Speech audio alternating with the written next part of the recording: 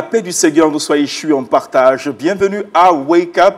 Wake Up, c'est tous les jours de lundi au vendredi et nous avons pour notre part aujourd'hui mardi, relation d'aide avec Maman Lacoune qui est sur notre plateau. C'est à elle aujourd'hui que nous allons dire bonjour d'abord et avant tout, avant l'équipe, avant la team Wake Up. Bonjour maman. Bonjour Madi. C'est un jour spécial pour nous de vous retrouver sur notre plateau. J'espère que vous allez bien. Plaisir partagé. Amen. Et on aura aujourd'hui une thématique précise avec vous, la volonté de Dieu. C'est de ça qu'on parlera. C'est exact. C'est important. La volonté de Dieu, comment rechercher la volonté de Dieu dans sa vie en tant que chrétien. Amen. À côté donc de Maman Lacoune, ce mardi, nous avons également notre pasteur consultant. Il s'agit du pasteur Patrick Dudas, à qui nous voulons dire bonjour. Shalom. Bonjour. Shalom, pasteur. Bonjour aux téléspectateurs, pardon. J'espère que vous allez bien également. Ah, très bien. En Afrique, première fois Côte d'Ivoire Première fois en Côte d'Ivoire, avec un accueil vraiment exceptionnel, des gens Merci beaucoup. gentils et accueillants. Amen, amen, amen. Rappelons que le pasteur Patrick Dudas est secrétaire général de l'Union des Églises apostoliques de France. Il a plusieurs cordes à son arc. Il est aussi initiateur de la fondation Oikonia. Et puis, il est aussi il y a une fonction. Chef d'entreprise. Chef d'entreprise. Oui, j'aime bien ce volet-là. Voilà, merci pasteur d'avoir répondu à notre appel. Et puis, nous parlerons aujourd'hui de comment agir dans un monde complexe. Comment agir dans un monde complexe. Je crois que présentation faite. Parlons avec la team Wake Up. Bonjour la team. Bonjour Madi, merci de nous avoir sauté pour la première fois. On a été déphasés, mais on a bien aimé. Merci. Que Dieu te bénisse, Mati. Grâce à vie. Bonjour Madi. Elle est habillée comme les grands jours. J'aime bien Grâce à vie. Ah. Comme toi. Je fais comme toi d'ailleurs. Non, mais je sais que tu es toute gênée quand je fais ça. Que l'Éternel nous bénisse. Ensemble, nous allons partager un bon moment d'amour et de réflexion autour des valeurs bibliques. Mais d'abord, prions avec Mati. Saint-Esprit, nous te rendons toute la gloire ce matin. Nous voulons que tu triomphes en ce lieu et que toute la gloire te revienne au nom de Jésus. Amen. Amen. Nous allons commencer cette matinale par nous recueillir dans la présence de Dieu et écouter sa parole pour être conduits selon sa volonté de Dieu. Méditons donc ensemble.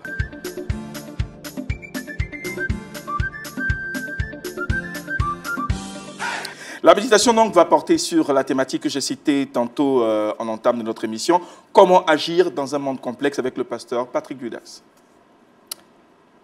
Imaginez qu'une de vos amies, une proche, vienne vous voir en vous annonçant qu'elle va divorcer, ou peut-être que votre tante est, après une longue maladie, au stade terminal d'un cancer, et que la famille, qui est non chrétienne à côté d'elle, envisage de la débrancher. Ou imaginez que votre propre fille vienne vous voir en expliquant qu'elle veut avorter. Que votre fils vous annonce qu'il se drogue. Ou que vous êtes invité à un mariage homosexuel. Toutes ces questions, toutes ces situations sont très complexes. Et nous nous trouvons parfois face à des situations critiques. Et il est important de retrouver dans la parole quelques principes qui vont nous permettre de savoir comment faire. Je vous invite à lire avec moi dans Éphésiens, chapitre 5, versets 1 et 2. « Devenez donc les imitateurs de Dieu comme des enfants bien-aimés et marchez dans l'amour à l'exemple de Christ qui nous a aimés. C'est livré lui-même à Dieu pour nous comme une offrande, un sacrifice de bonne odeur. » Verset 8. « Autrefois vous étiez ténèbres et maintenant vous êtes lumière dans le Seigneur. Marchez donc comme des enfants de lumière. Car le fruit de la lumière consiste en toutes sortes de bonté, de justice, de vérité. Examinez ce qui est agréable au Seigneur. » Et nous terminerons avec le verset 15. « Prenez donc garde de ne pas vous conduire avec circonspection, non comme des insensés, mais comme des sages.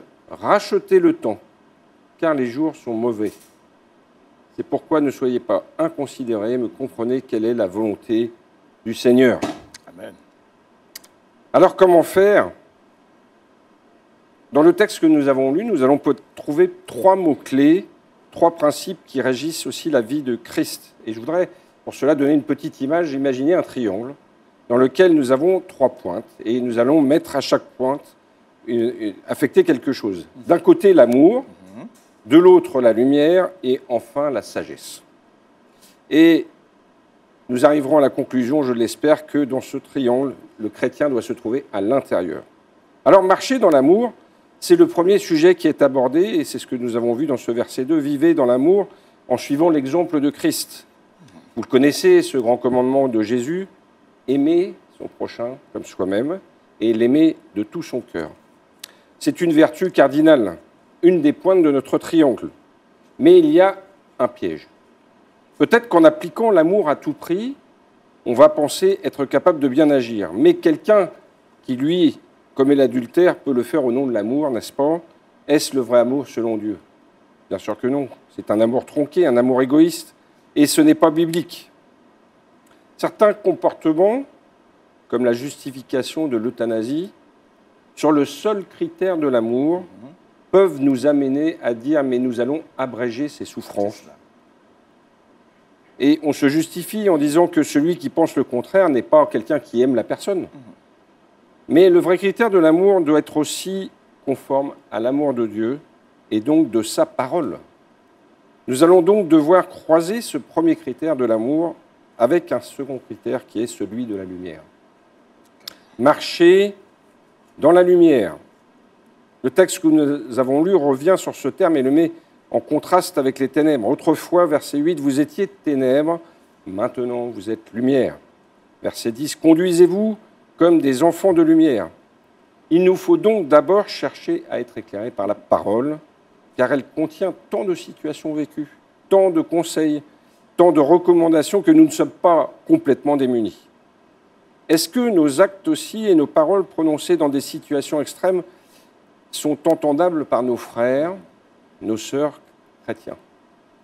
Si nous marchons dans la lumière, tout comme Dieu lui-même est dans la lumière, nous sommes en communion les uns avec les autres. Être en communion veut dire aussi être sur la même longueur d'onde. Et si quelqu'un dit « oui, mais face à cette situation, moi je préfère pas t'en parler pour te donner ma position, tu vas pas me comprendre », écoutez, je pense que là c'est une mauvaise situation. Ça veut dire que la personne n'est pas prête à entendre une contradiction, n'est pas prête à entendre quelque part qu'il y a peut-être un problème dans sa prise de position. Je ne crois pas que Jésus, pendant les 3 années où il a vécu avec ses disciples, a caché quelque chose à ses disciples. Ce qu'il a fait, c'était dans la lumière. Et si on commence à faire des choses dans le secret, c'est sûrement qu'on est dans une mauvaise voie. Alors attention, ce critère de la lumière ou de la vérité, il faut néanmoins le croiser avec l'amour. Parce qu'il y a un danger, c'est de devenir peut-être trop radical. Et nous avons parfois des personnes qui vont croiser et brandir les commandements de Dieu comme des armes offensives. Je vais vous donner un petit exemple. J'ai eu l'occasion de voir un jour à la télévision des chrétiens, des évangéliques, aux États-Unis, et lorsqu'il y avait un cortège funèbre, ils étaient avec des pancartes, et c'était marqué « Dieu n'aime pas les homosexuels ». Ah, quelle horreur! Ils ont fait d'abord valoir la lumière en disant « voilà, la Bible condamne l'homosexualité, donc je condamne l'homosexuel sans avoir le critère de l'amour ». Éblouis par leur certitude, le danger pour un chrétien est de manquer d'amour et de se comporter finalement comme Jésus qui critiquait les pharisiens. Et Jésus, nous le savons, n'a pas fait de même avec la femme adultère. Il faut donc toujours mettre en premier l'amour du prochain, mais aussi croiser avec la lumière. Cela ne suffit pas, nous dit l'apôtre, car il y a aussi un troisième critère qui est omniprésent dans ce texte. Agir selon la sagesse. Et ce sera la troisième pointe de notre triangle. Le verset 15 nous dit « Faites bien attention à la façon dont vous vous comportez. Ne vous comportez pas comme des insensés, mais comme des sages. » Et je crois que la sagesse peut nous éviter de tomber dans un amour à l'eau de rose. Elle peut aussi nous éviter de blesser les autres par des positions dogmatiques. Mais elle peut aussi nous conduire à tenir compte des événements présents, car dans le monde qui est corrompu par le péché, les choses ne sont plus parfaites. Rachetez le temps, les jours sont mauvais. Et parfois, c'est la règle du moindre mal qui va devoir prévaloir. Une société corrompue par le péché nous entraîne dans des situations d'une extrême complexité au niveau biblique. Je vais vous donner un exemple. Aujourd'hui, avec l'échographie, nous pouvons voir ce qui se passe dans le ventre d'une femme. c'est quelque chose que nous ne connaissions pas avant. Et qu'est-ce qu'on fait quand on découvre que peut-être le bébé a un problème de trisomie, vous voyez? Et ça, c'est aussi quelque chose qui est lié aujourd'hui à notre époque. Les jours sont mauvais. Ce qu'on appelle parfois progrès peut aussi avoir une face sombre. Et c'est à nous que Dieu l'a révélé par son esprit. Alors il nous faut rechercher aussi la conduite du Saint-Esprit. Et je pense que vous le savez, vous qui êtes engagé avec le Seigneur, le Saint-Esprit, face à des situations, lorsque nous sommes dans sa pensée, nous accorde la paix. Et je crois que la paix, dans le cœur, face à une décision, après avoir concerté avec ceux qui sont autour de nous, nous permet de dire, voilà, là maintenant, j'ai appliqué l'amour, etc., la lumière de Dieu, la concertation, et maintenant je suis en paix. Donc c'est ces trois critères que je vous propose, cette image du triangle, et peut-être aussi, pour vous donner une image que vous pourrez garder en tête, chers téléspectateurs, c'est ce triangle. Rappelez-vous que si nous étions sur une des pointes du triangle, ça pique. Voilà, donc que sur l'amour, c'est dangereux, que sur la lumière, c'est dangereux, que sur la sagesse, c'est dangereux. Donc soyons à l'intérieur de ce triangle, parce que si on est en tout cas en dehors, on sera en coup sûr en dehors de la pensée de Dieu. Clair. Voilà. Et aussi une phrase que nous pouvons utiliser, qui est utile pour nous, c'est « Qu'aurait fait Jésus à ma place ?» Que le Seigneur vous bénisse. Amen. Pour rappel, la thématique est comment agir dans un monde complexe, soumis à toute vent de doctrine, soumis à toutes sortes de comportements. Juste se référer à un triangle dans lequel nous sommes, un triangle composé de l'amour, de la lumière et de la sagesse. Et c'est sûr que nous aurons l'attitude qu'il faut dans ce monde. Alors permettons que la réaction fuse de part et d'autre, parce qu'il est question de méditation. On va aller avec Maman Lacoune. Je dis merci au pasteur pour son intervention. Dans un monde complexe, ce que moi je retiens, on a besoin de discernement. Oui. On a besoin d'avoir le discernement du Seigneur afin d'agir. Comme il a si bien terminé, le Seigneur à ma place, qu'aurait-il fait? C'est cela. Donc en tant qu'enfant de Dieu, nous avons besoin de discernement. C'est très important pour ne pas être entraîné par tous les vents de doctrine. Mais pour ne pas être entraîné par tout vent de doctrine, il faut de base connaître la parole de Dieu. Et sans la parole de Dieu en nous, quelqu'un viendra te dire que Jésus est venu, il est au pôle Nord, que ça aille dans la Bible. Hein. Mais puisque toi, tu ne connais pas la Bible, tu vas acquiescer et puis tu vas commencer à te faire des soucis. Ah, donc je suis resté alors. Donc pour ne pas être ballotté à gauche et à droite, il faut connaître la parole de Dieu. Amen. Non seulement la connaître, mais pas de manière intellectuelle seulement, mais que cette parole descende dans notre cœur en vue de la pratiquer. Et c'est alors qu'on connaîtra la voix du Seigneur. Amen. Pasteur, voilà donc la réaction de Maman Lacoune. On va aller donc avec Mathie. Je suis d'accord avec Maman Lacoune. Et ce que le pasteur a dit, moi je pense que c'est la question à se poser, qu'aurait fait Jésus à notre place? Voilà. Amen. Grâce à lui, pourrions avoir aussi ton opinion? J'aimerais dire merci au pasteur. Je suis d'avis avec Maman Lacoune, Mathie et le pasteur. Et il faut vraiment peser le tout et le contre. Surtout que nous sommes aujourd'hui dans les derniers temps. Donc, il faut analyser les actions que nous posons avec la sagesse d'en haut. Il ne faudrait pas qu'on puisse utiliser la sagesse d'en bas parce qu'elle est très différente de la sagesse d'en haut. Merci encore, pasteur. Ce que j'aurais voulu avoir, c'est les réactions des téléspectateurs. Alors, je vous prie, mesdames et messieurs, de réagir sur notre plateforme Lumière du Monde Télévision. C'est votre manière à vous de participer également à cette matinale. Pasteur, devant ces différentes réactions, qu'est-ce que vous dites avant que nous puissions prier? Oui, je pense que ce qui était partagé sur la connaissance de la parole, c'est un fondamental. Je crois que si chacun des téléspectateurs qui nous écoutent aujourd'hui prend du temps pour méditer la parole jour après jour et aussi voilà, se placer devant le Seigneur, eh bien, je pense qu'il y a des choses qui s'impriment dans le cœur et qui aident aussi à éloigner de nous la pensée du monde. Nous sommes environnés par un monde qui voilà, nous abreuve de ses propres conseils, de ses propres solutions, qui sont loin d'être bibliques et satisfaisantes. Donc, plus nous aurons puisé à la lumière, à la source, à l'eau de la parole, eh bien, plus nous serons armés aussi pour ça. C'est clair. Nous allons prier maintenant avec nos téléspectateurs. Bien, Seigneur, nous te remercions d'être devant toi ce matin et de pouvoir méditer. Seigneur, combien tu as connu toi aussi des situations complexes. mais tu as su, Seigneur, je pense à la femme adultère, Seigneur, prendre cette position qui était juste, Seigneur, position qui était dans l'amour, n'était pas dans l'accusation, Seigneur, mais qui a été aussi dans la révélation, dans la lumière du péché. Merci, Seigneur, parce que ta parole, chaque jour, Seigneur, est une source à laquelle nous pouvons puiser. Et nous te remercions encore pour cette journée que tu ouvres devant nous. Gloire à ton nom, Jésus. Amen. Amen. Que le nom du Seigneur soit béni. Partons maintenant à Culture Actu.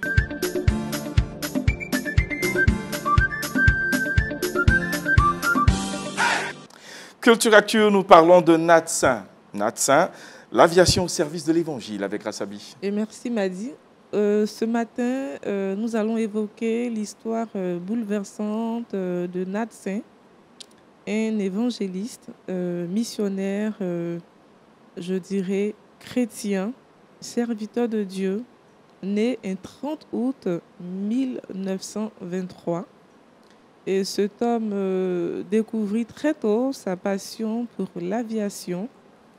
Il prend son premier vol à l'âge de 7 ans, aux côtés de son frère.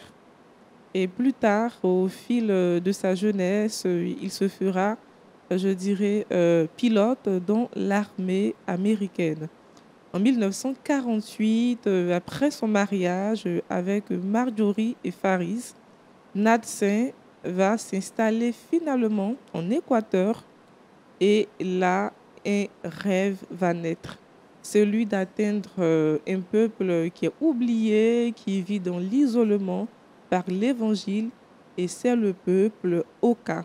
Dès lors, un projet va entrer en scène, et ce projet-là sera porté par 5 missionnaires que je cite: Jim Elliot, Ed McCulley, Peter Fleming, Roger Youderian et Nat Saint.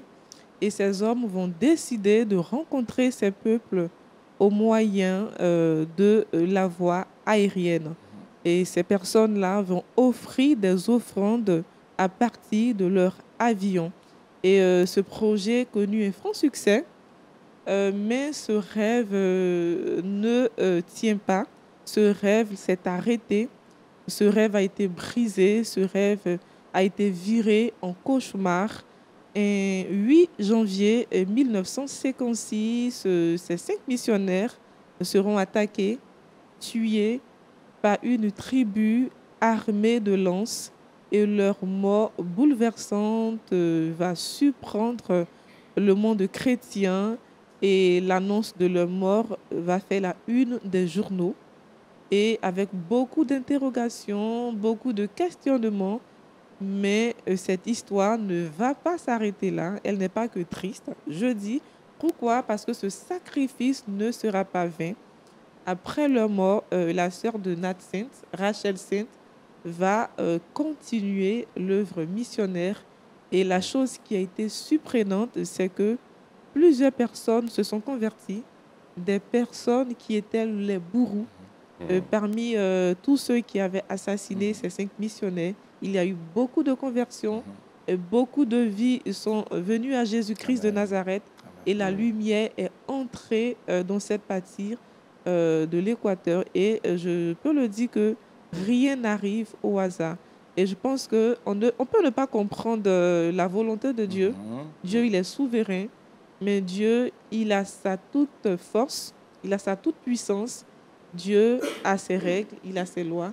Et donc, peu importe ce que nous vivons en tant que peut-être missionnaires, en tant que serviteurs de Dieu, peu importe les circonstances dévastatrices, ne nous arrêtons pas. Poussons le bouchon plus loin et demandons à Dieu: Seigneur, qu'est-ce que tu veux m'apprendre? Que Dieu vous bénisse. Amen. La vie des missionnaires n'est pas toujours facile. Ça peut être souvent dramatique. Mais le plus important, c'est la semence que nous portons sur cette terre et dans le cœur de ces nombreux peuples auxquels nous apportons l'Évangile. Ça finit toujours par porter son fruit. Amen. Pasteur, réaction? Oui, je crois que j'ai entendu déjà une histoire qui est un peu similaire. Alors, je ne sais plus dans quel pays c'était, mais c'était une famille de missionnaires qui était allée dans un peuple non atteint, mais qui était hostile à l'Évangile. Et à un moment donné, on leur avait interdit d'annoncer l'Évangile, et il a continué. Et on lui a dit: si tu continues, on va t'enterrer, toi et tes enfants devant toi. Et c'est ce qu'ils ont fait. il n'a pas renoncé à cela et ses enfants ont été enterrés devant lui et lui-même a été enterré vivant. Quelque chose de terrible. Ouais. Mais il s'est passé quelque chose derrière, c'est que les peuples finalement ont été interpellés par ce qui s'est passé et il y a eu des conversions derrière et les choses ont été merveilleuses. Et je crois que nous disons parfois avec un peu de facilité, Seigneur, je veux te suivre, mais nous oublions que dans la suite que Jésus parfois nous demande, il y a du sacrifice. Oui. Oui. Alors, Ouais. heureusement, le Seigneur ne nous demandera pas à chacun de donner notre vie, mais il y aura des sacrifices à accomplir, et parfois c'est le sacrifice ultime. Ouais. En tout cas, que le Seigneur soit glorifié, parce qu'il y a des fruits derrière, et ces personnes, elles seront là-haut tellement heureuses de voir les fruits de ce qu'elles avaient finalement voulu obtenir. Donc c'est magnifique comme histoire. Amen. Merci beaucoup, Grâce à Bi. Merci pour l'histoire de Nat Sainte. Et tu veux ajouter quelque chose, Maman Lakoun? Ce que je peux ajouter, c'est que en toute occasion, favorable ou pas, il faut annoncer l'évangile. Oui. Qu'on nous tue, qu'on vive, qu'on sache une chose, la parole de Dieu ne retourne jamais à lui sans avoir accompli son effet dans les cœurs. Amen. Très bon point de chute. Merci beaucoup, Grâce à Bi. Et puis, ça nous donne l'occasion donc d'aller parler toujours dans la même dynamique de l'évangélisation avec la vidéo du jour maintenant.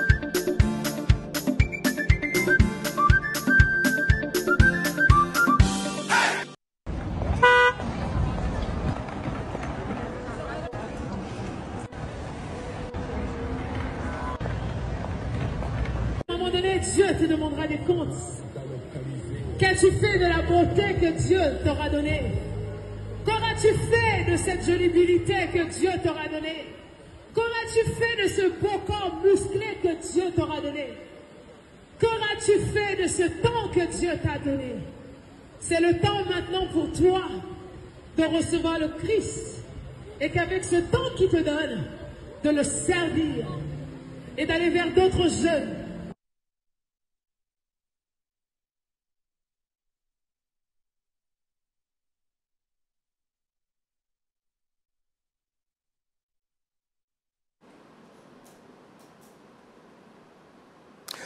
Dans cette vidéo du jour, nous avons différents tableaux d'évangélisation, différentes formes d'évangélisation, pourvu que le message soit prêché. Le premier, en l'occurrence, consistait donc à avoir de grandes Bibles construites sur la base de bois, placardées Holy Bible ou Sainte Bible. En fait, le message, il passait d'une manière ou d'une autre, et on en a assisté à d'autres qui ont préféré l'évangélisation, comme on le dit chez nous, en plein air, voilà, dans les rues. Et puis voilà, ainsi de suite, l'évangélisation de proximité en a suivi. Ces différents rapports d'évangélisation portent leurs fruits. Et je veux juste laisser les réactions aux uns et aux autres pour parler encore de l'évangélisation. Mathie? Alors, la vidéo est très belle et ça prouve qu'il y a encore des personnes qui ont besoin d'entendre la bonne nouvelle.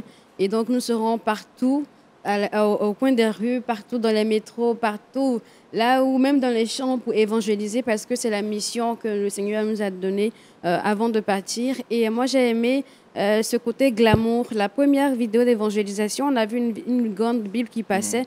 J'aurais aimé qu'on l'ouvre pour qu'on voit aussi quelques passages. Mais c'était une campagne publicitaire.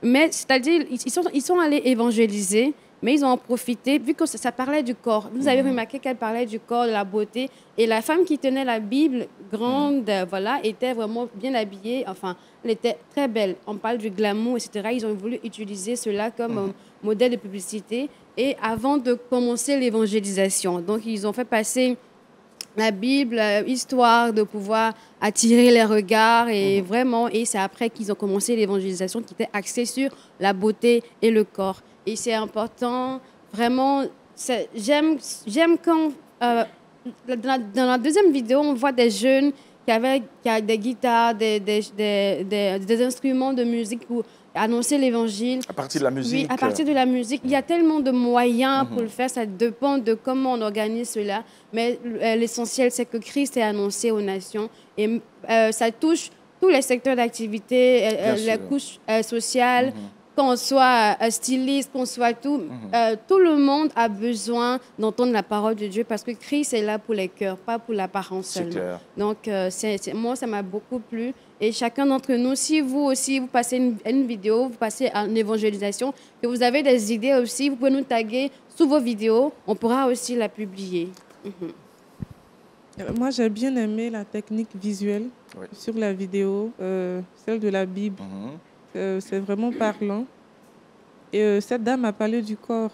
Et c'est tellement poseur de faire comprendre à ces personnes-là que l'homme n'est pas maître de son souffle pour pouvoir le retenir. Et il n'a aucune puissance sur le jour de sa mort. Et l'évangélisation est vraiment une urgence. Dans ces temps de la fin, c'est une urgence pour la jeunesse, pour les personnes âgées, pour les femmes, et parce que c'est une force pour le milieu chrétien. S'il n'y a pas d'évangélisation, je pense que l'œuvre de Christ à la croix serait inutile. Donc il faudrait qu'en tant que chrétien, apprendre plusieurs techniques d'évangélisation. Parce qu'à la fin, ce qu'on recherche, ce sont des engagements de vie éternelle. Et il faut le faire aussi avec une vie sanctifiée et une vie utile. C'est clair. Maman Lakoun, votre réaction autour de cette vidéo, l'évangélisation. L'évangélisation, je peux dire, c'est la vie du chrétien. L'évangélisation au début, au milieu et à la fin. C'est clair. Sans évangélisation, Jésus ne reviendra pas. Tant que le monde entier n'a pas entendu parler de l'évangile, Christ ne reviendra pas. Donc, pour hâter la venue du Seigneur, il faut que tous les chrétiens se mettent à évangéliser. Mais l'évangélisation corporelle parle mieux. Ce que tu dis, pratique-le. Les gens vont se donner au Seigneur. C'est clair. Merci beaucoup, maman. Et puis, pasteur, terminons avec vous. Oui, alors, moi, j'ai trouvé interpellant cette Bible qui passe, et je me dis finalement qu'il y a toujours des idées nouvelles pour l'évangélisation, et il y a aussi des bonnes recettes qui fonctionnent pour des choses plus usuelles. On voyait notamment le partage de l'évangile dans la rue, ça c'est quelque chose qui existe de longue date. Et puis je pense aussi à tous les enfants. On peut aussi essayer de toucher de diverses manières. J'ai en tête une action que nous faisons en France et dans bien des pays aussi avec une association de scoutisme qui s'appelle les Royal Rangers. On fait une activité qui est saine et les enfants chrétiens viennent et finalement ils invitent leurs copains à venir dans cette activité dans laquelle il va aussi y avoir une partie d'enseignement biblique, voilà, assez courte peut-être, mais avec tout un cadre de vie qui fait que finalement les parents disent oui, après tout c'est bien, c'est sain pour mes enfants, ils sont en collectivité, ils se développent. Donc je veux dire, il y a vraiment une diversité, il faut être inventif, des idées nouvelles, des idées anciennes. Je pense que voilà, le Seigneur nous demande d'être à l'écoute. Amen. Et puis sachez une chose, nous sommes tous des représentants de l'ambassade de Christ dans le domaine d'activité dans lequel nous sommes. Aussi. Chacun représente Christ, chacun doit parler de l'Évangile partout où nous sommes. Amen. Aujourd'hui et mardi, nous l'avions dit en entame de cette émission, et nous restons toujours dans la dynamique de l'évangélisation, des œuvres de l'Éternel. Nous parlons aujourd'hui en relation d'aide de la volonté de Dieu, et c'est avec Maman Lakoun Élise.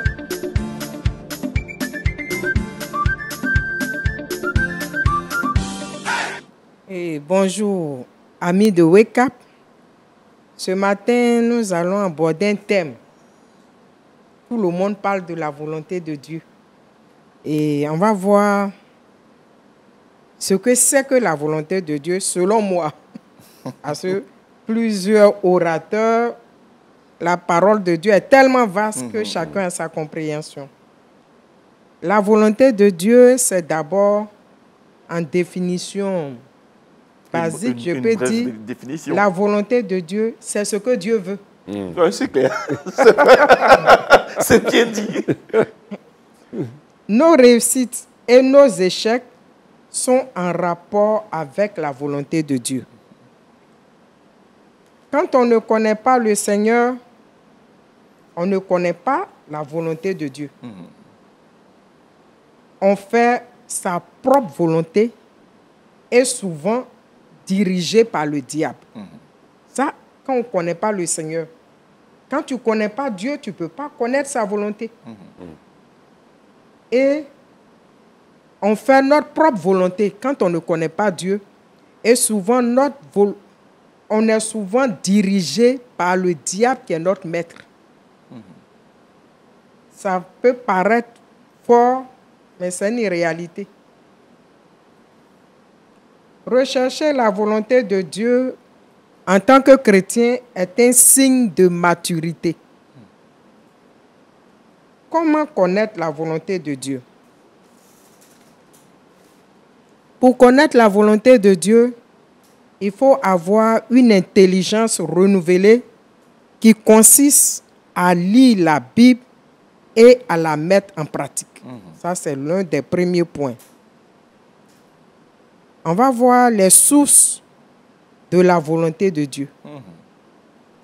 Les sources de la volonté de Dieu, en un premier point, nous avons la parole de Dieu. Ça, c'est l'une des sources pour connaître la volonté de Dieu. La deuxième source, c'est le Saint-Esprit. Quand on connaît Dieu, quand on accepte le Seigneur, on a le Saint-Esprit. C'est différent du baptême dans le Saint-Esprit. Quand j'accepte Jésus, je reçois le Saint-Esprit. Et le Saint-Esprit ici consiste à nous diriger. Ça, c'est la deuxième source. La troisième source, c'est la providence divine ou les concours de circonstances. Quand je parle, je donne un exemple banal. Par exemple, je vois, je ne sais pas si Abby est mariée. Ah, d'accord. Aujourd'hui, j'ai fait la remarque. Mati, actuellement, est pris pour avoir un mari, je suppose. Elle est en voie de mariage. D'accord. Mais tant qu'on n'est pas arrivé à la mairie, là, on ne sait pas si c'est la volonté de Dieu. Donc, quand on est en train de prier pour avoir soit un mari ou un enfant, on est en train de prier, je prends le cadre du mariage, et puis, toi, en priant, tu as le sentiment que tel frère, je sens que, on dirait que c'est lui, Dieu veut pour moi. Mais tu n'as pas la certitude. C'est là les concours de circonstances vont intervenir. Tu n'as pas parlé de ça à quelqu'un. Tu pries dans le secret et puis quelqu'un te visite. Il dit, ah, je sens que le frère là, serait pas mal pour toi, hein, ma soeur. Ce frère là, quand je prie pour toi, c'est ce que je ressens. Ça vient confirmer ce que toi tu ressens. Et c'est ce qu'on appelle le concours de circonstances. Ou bien, tu te lèves un matin, tu as envie de faire du bien à quelqu'un. Tu sens que quelqu'un est dans un besoin, mais tu ne sais pas qui. À qui donner. Le Saint-Esprit te pousse à faire du bien.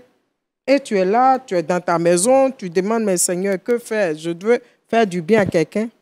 Et puis, on vient te visiter, comme moi qui vis dans un immeuble. Tu entends que quelqu'un vient te visiter, il te dit, la famille qui est en bas là, le monsieur a perdu son emploi, c'est difficile pour eux, tandis que toi, tu ne sais pas. C'est difficile pour eux pour joindre les deux bouts. Or, l'Esprit de Dieu t'avait parlé, tu ne sais pas à qui faire ce bien. Tu dis, Seigneur, merci. Donc, c'est pour cette personne que ce matin, tu me mets la puce à l'oreille, je dois faire du bien. Ça fait partie des concours de circonstances qui t'orientent, qui te disent que tu es dans la volonté de Dieu pour aller faire du bien à quelqu'un. Tu peux acheter un sac de riz, de l'huile, ça serait comme du trésor pour cette famille. Donc, les sources de la volonté de Dieu, comme je l'ai dit, la parole de Dieu, le Saint-Esprit qui nous dirige, et également la providence divine ou le concours de circonstances. Il faut chercher la volonté dans les domaines de notre vie. Je cite pêle-mêle, on doit chercher la volonté de Dieu dans le mariage. Billy Graham a dit quelque chose qui m'a marqué, j'ai lu dans un de ses ouvrages, pour dire, quand on réussit son mariage, notre pied est au seuil du paradis. Mais quand on échoue, le pied est au seuil de l'enfer. Donc, ça veut dire que le mariage n'est pas un jeu. Pour tout enfant de Dieu, on ne se marie pas pour faire plaisir à quelqu'un, ou bien ce n'est pas des uniformes qu'on porte. Chacun a son temps devant Dieu. Il faut savoir attendre le temps de Dieu en entrant dans sa volonté. Quand on connaît la volonté de Dieu dans notre mariage, on est heureux. même avec un pain sec, un mariage fait dans la volonté de Dieu procure la joie. On doit connaître la volonté de Dieu également dans le travail. Dans le travail que j'exerce, je dois connaître la volonté de Dieu. Si vous êtes des chroniqueurs, vous devez connaître la volonté de Dieu en tant qu'enfant de Dieu. Le sujet que vous venez traiter, vous devez prier. C'est votre métier. Un métier qui est dans le cadre, un cadre chrétien. Seigneur, qu'est-ce que je dois apporter aujourd'hui qui va faire du bien à quelqu'un qui est dans le besoin? Dans le domaine de l'enfantement, on doit connaître la volonté de Dieu. Deux fois, Dieu peut décider qu'un couple soit stérile. Sur le plan biologique, je me rappelle un exemple. En son temps, on avait des missionnaires à qui Dieu n'avait pas donné des enfants. Et ils ont adopté 2 enfants, une fille et un garçon. Ça m'a marqué cette histoire. Et ils sont venus à les enfants en Afrique, l'histoire d'un missionnaire.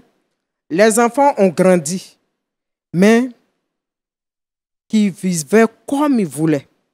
La fille allait dans les boîtes de nuit.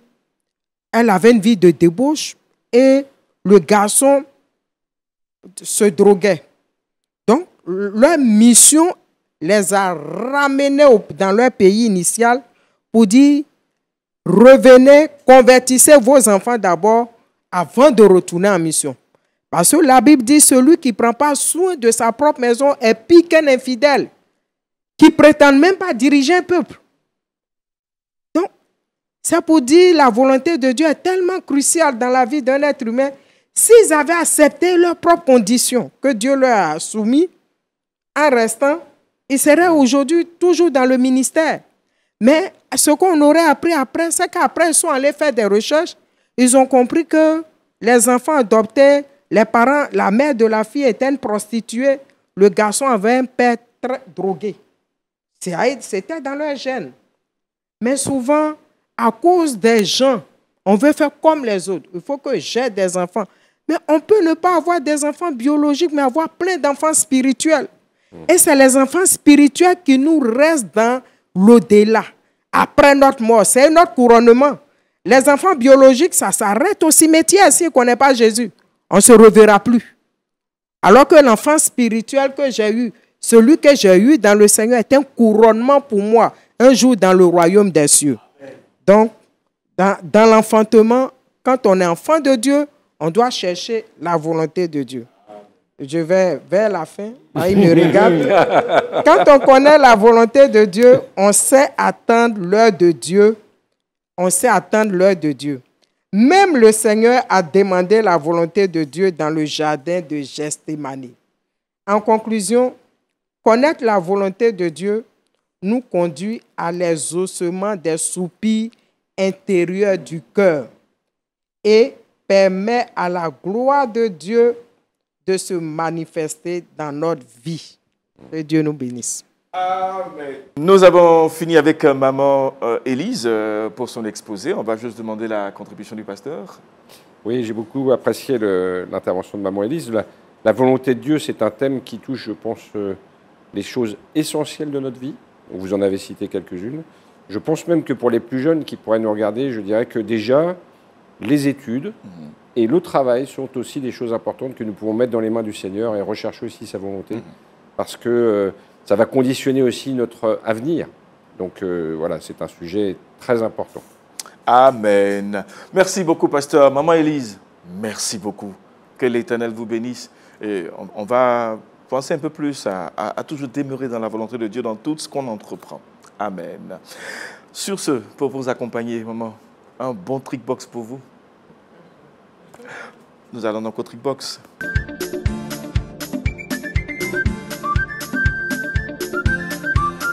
Le trick-box de Mathis, ça va être aujourd'hui pour découvrir comment désosser un poisson sardine.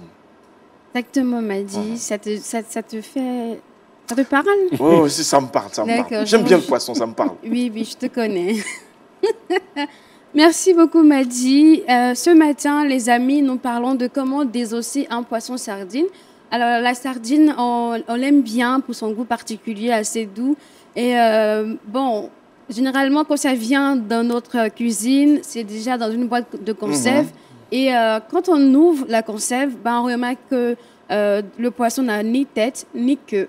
Est-ce que quelqu'un s'est déjà posé la question de savoir pourquoi on la conserve ainsi? Ben, ce matin, je vais non seulement vous répondre, vous expliquer pourquoi, mais aussi vous montrer pourquoi on la conserve ici. Alors, donc, pour commencer, le poisson sardine, voilà, a aussi possède des arêtes comme les autres poissons. Donc, c'est pour, on la conserve ainsi, on retire la tête, on retire la queue parce que il y a des questions d'esthétique. Par exemple, dans la boîte, on ne peut pas mettre... Vous voyez, la boîte de conserve, elle est souvent ovale, ronde, voilà, rectangle. Bah, souvent, quand on met le poisson entier, ça ne passe pas.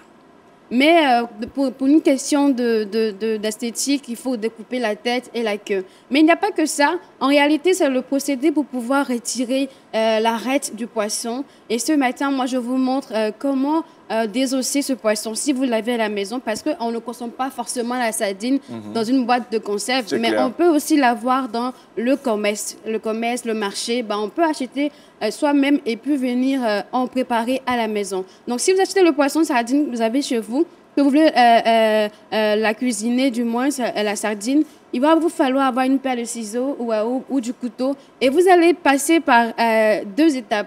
D'abord, on coupe la tête et après, on retire donc la queue. Mais quand on coupe la tête, par exemple, il faut appuyer sur le poisson. Et au lieu de déchirer le poisson par le ventre et mettre le doigt pour retirer l'arête ou tout ce qui est excrément, bah, il y a une autre technique que je vous montre aujourd'hui. Quand vous coupez la tête, vous n'avez qu'à appuyer sur le poisson. Je sais qu'on explique, on ne voit pas bien parce que j'explique, mais après je vais vous montrer. Vous appuyez donc sur le dos du poisson, ça va ramollir donc l'arête et là de la tête vous coupez légèrement et vous pouvez tirer. En tirant la tête, vous retirez donc l'arête du poisson. Également pour la queue, en coupant légèrement une partie donc de la queue, vous pouvez aussi retirer directement l'arête sans vous agresser le doigt, les mains, etc. Donc, j'ai expliqué, mais je sais que vous ne comprenez pas ou vous ne voyez pas. Je vois, on m'a dit ce qui fait la tête, mais je vous montre une image, c'est encore mieux. Voilà. So that's what you're looking for. So what you have to do is to use a knife, not that sharp knife, and cut through. You do not want to meet the spine area, just the surface. Make sure you cut, but not through the bone as demonstrated in the video. As you can tell, I can even twist the head. When done, gently press it to release the bones from the flesh, and then twist the tail to make sure it's fully released. Then pull it out as seen in the video. Very simple, so easy. So we have 2 ways of doing it. First, with the head, and then the second one is without the head. So the second one is to cut off the head totally, and then the tail is where you're going to use it to pull the bone. So cut it as seen in the video. Don't cut all the way through. When you get to the spine area, just leave it and then gently press it as demonstrated in the video. Press it and then make sure you twist the tail side. Make sure it has released well before pulling it out. So guys, just look, it was very simple, very easy. Try it and you'll find out that it's very easy to make. Look at this, beautiful, when done. C'est donc de cela qu'il s'agit. Justement, assez simple. Donc, vous avez l'astuce pour désosser tout ce qui est arête de poisson. Et ça ne, c'est pas seulement que la sardine, vous pouvez l'appliquer sur d'autres poissons, mais qui ne sont pas comme le thon, voilà, et d'autres poissons assez difficiles. Mais maintenant, on n'a plus à ouvrir le ventre du poisson pour essayer de découper, pour retirer l'arête. Mais vous avez l'astuce. Merci d'essayer chez vous à la maison et de laisser, pourquoi pas, un commentaire. Voilà. Très bien. Que l'Éternel te bénisse, Mathie. Alors, grâce à Bi, moi j'aime particulièrement le poisson. Tu as aimé l'astuce? J'ai aimé, je valide. Pasteur? Alors moi, j'entends souvent dire que c'est une histoire qui n'a ni queue ni tête. Et là, je remarque que c'est très intéressant. C'est très clair. Pasteur, une question pour vous. L'organe le plus volumineux du monde, vous le connaissez? Mais on va le découvrir tout à l'heure avec Le Saviez-vous?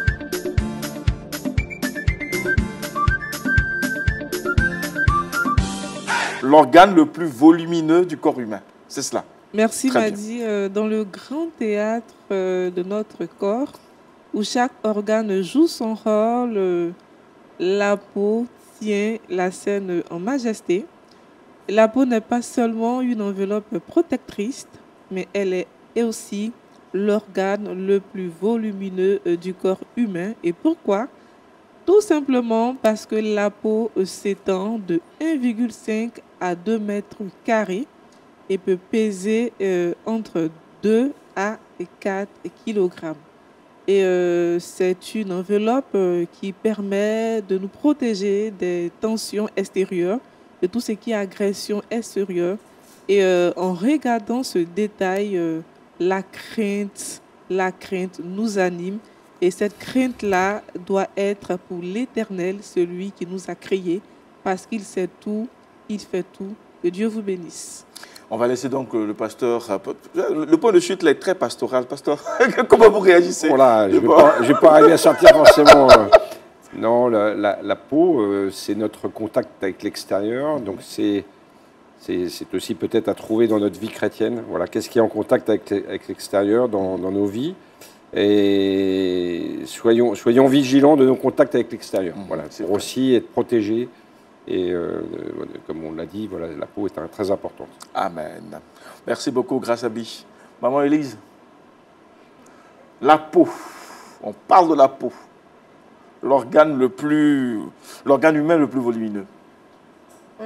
C'est la peau, comme on a dit, qui frappe les yeux. C'est ça. Donc, on doit prendre soin de notre peau. C'est ce qu'on voit quand on dit voici telle personne, c'est ta peau, on voit d'abord. Donc, on doit prendre soin de la peau que Dieu nous a confiée. Amen. Merci pour... Avant qu'on ne puisse conclure totalement, je vais laisser soin à Mathie de nous donner le verset boussole, tout en donnant aussi sa réaction concernant la peau.